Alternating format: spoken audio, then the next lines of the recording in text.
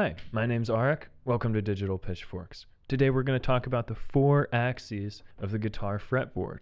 Sometimes people look at the guitar fretboard and they say, it's just like a piano. But it's not just like a piano. A piano just has one axis.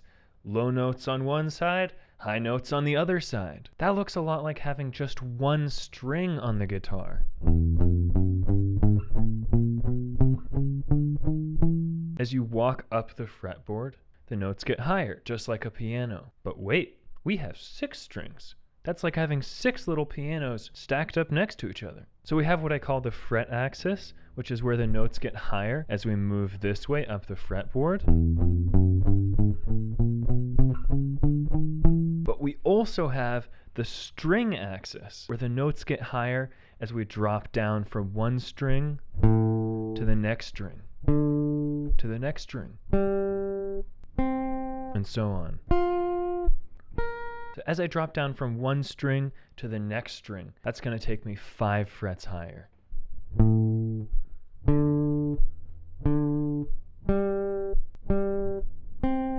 But here, now there's something different. If I want to go 5 frets higher, moving from the G string to the B string, the 3rd string to the 2nd string, that's only going to bring me 4 frets higher. Those strings are tuned closer together. All the other strings are tuned 5 frets apart. This one is wound a little more tightly than the one above, and this one's wound a little more tightly than the one above, so that the distance between the strings is 5 frets, except for this spot right here. There's a little wiggle in this axis, and you can see this really clearly when we're manually tuning the guitar. If I want to tune the guitar to itself, I'm going to put my finger on the 5th fret of the E string and see if it matches the next string down. We're tuned so it's the exact same sound. This open A string here is the exact same sound as the 5th fret of this E string here.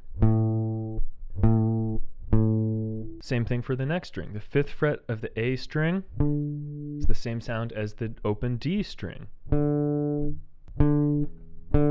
5th fret of the D string, same sound as the open G string.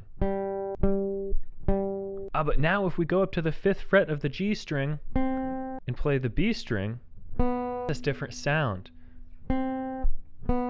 So if we're tuning the guitar to itself, we actually need to just play the 4th fret of the G string, and that's the same sound as the open B string. And that's where the little wiggle in the string axis comes from. The distance between these 2 strings is only 4 frets instead of 5 frets. If I want to go 5 frets from the G string down to the B string, I need to drop down a string and then push it up an extra fret to get me from 4 frets up to 5 frets. And then we can go the last one. Now, but what happens when the fret axis is going higher and higher at the same time that the string axis is going higher and higher? We go up in pitch extremely fast. We go up so quickly that we come back around to the same note again. When you go up in pitch so far that you reach the same note again, that's called the next octave upwards. So if I play this open E string and I want to go an octave higher to the next E, I'm going to play it down here on the 2nd fret of the 4th string. Also play it up here, or I could play it over here. An octave is 12 frets higher. If we go up 12 frets, we come right back around to the same note again. If I'm playing this open E string and I want to go 12 frets higher, I could just walk myself up along the fret axis 12 frets, come up to the 12th fret right here. Or I could combine the fret axis and the string axis. If I go up just 7 frets along the fret axis, up to the 7th fret, and then I drop down a string, that takes me 5 more frets. Now I have 7 plus 5 is 12. There's another way that I could do it. I could go up just 2 frets, 1, 2, and then drop down 2 strings, 1, 2. Now I'm on the 2nd fret of the 4th string. So what I did here was I went up 2 frets, and I dropped down a string that gives me 5, and I dropped down another string that gives me 5 more. So I have 2 plus 5 plus 5 is 12. As you can see, when we go up in pitch along the fret axis and the string axis, we get higher really fast. We come back around to the next octave, and that's why I'm calling this diagonal the octave axis. I'm going to start on this open E right here, on the open E string. I'm going to go up 2 frets and drop down 2 strings. And now I've got another E. Down 2 strings and up 2 frets. Oh, that doesn't sound right. I crossed from the G string to the B string, so I need to compensate and go up an extra fret. There it is.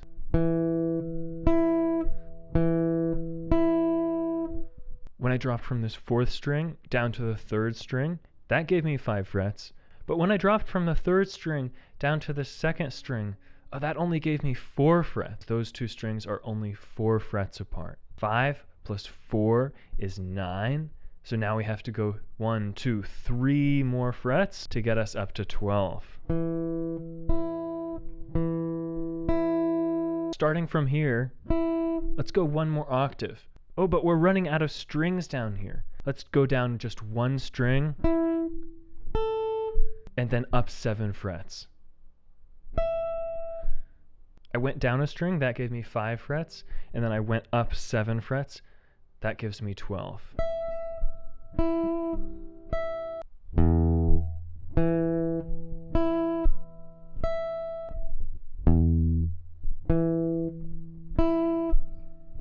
Along this diagonal, we go up in pitch really fast, and we go from 1 octave to the next octave. But wait, what happens if we're going higher in pitch along the fret axis, but we're actually going down in pitch along the string axis? They just cancel out. If I'm starting out on this open E string right here, and then move up a string, well, now I have to compensate 5 frets. So I'm going to go up 5 frets along the fret axis, and now I have the exact same note again.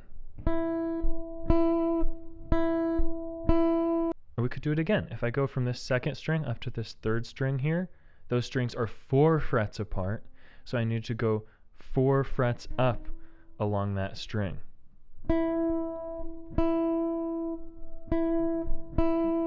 You can see those are all the same note.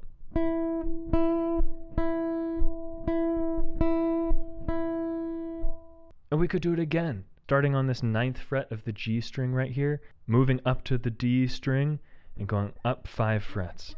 Now I'm on the 14th fret of the D string, same exact note as the 9th fret of the G string, the 5th fret of the B string, or the open E string.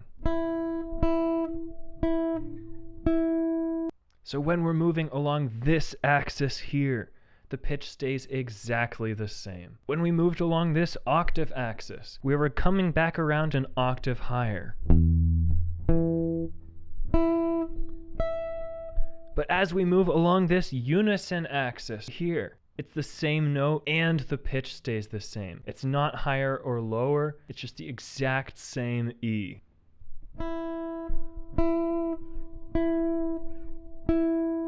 When 2 notes are the exact same pitch, we call that a unison. And so this axis here, this is the unison axis. We've got the octave axis, where the notes go higher and higher, and we've got the unison axis, where the notes stay exactly the same.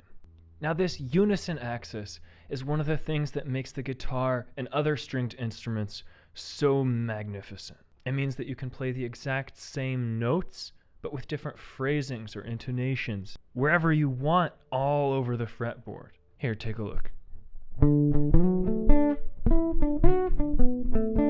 I could play the exact same thing down here.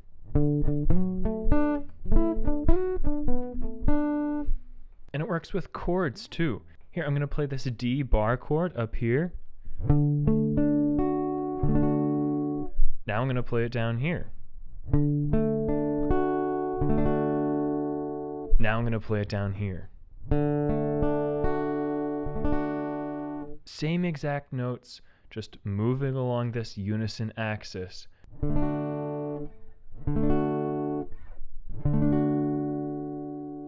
To summarize, we have the fret axis, which goes up this way. We have the string axis, which goes down this way.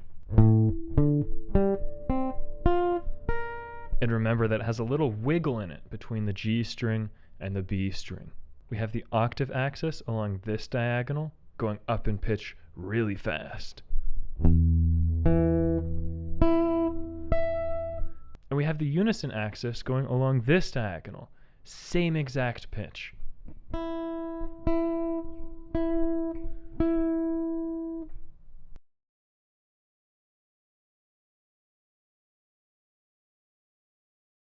In the next video, we'll focus on how to move licks and chord shapes around these different axes so that you can play whatever you want in any spot on the guitar fretboard. Thanks for watching. Thanks for being here. Take care and get wrecked.